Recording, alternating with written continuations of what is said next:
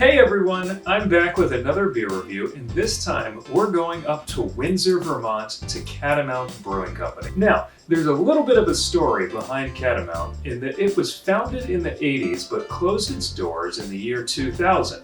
However, later that summer, Mass Bay Brewing Company, who is also known as Harpoon and owns Clown Shoes and UFO amongst other brands, ended up buying the brewery up in Windsor, Vermont, taking over. But one of the brewers from Catamount stayed and is still working there today, brewing Catamount's flagship beer, the Catamount IPA.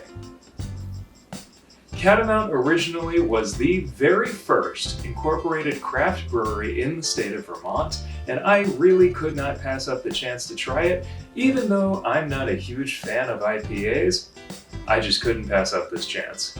The ABV is 6.2%, so it is a little bit on the heavier side without being crazy like some of those other IPAs that are out there today. I'm excited to try it. Let's go ahead and pour this one out.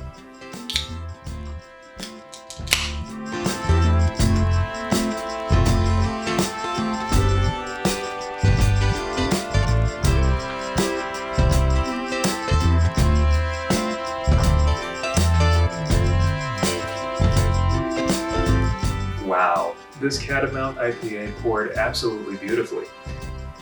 From the get-go, we can already see that this is a rather pale color, rather light, as many IPAs are, but there are some that are darker. And it's pretty hazy, which is kind of funny because they actually have a limited release Catamount Hazy IPA. But this one is already quite hazy to begin with. I can't say too much about the smell. It's hoppy, it smells like an IPA, that's what we'd expect, right? Lots of hops, lots of that floral aroma. So let's give it a taste.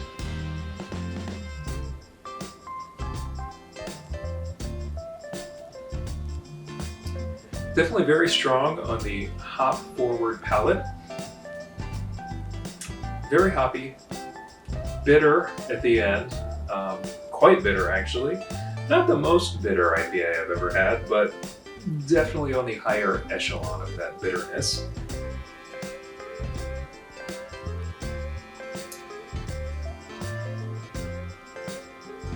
Quite bitter, actually.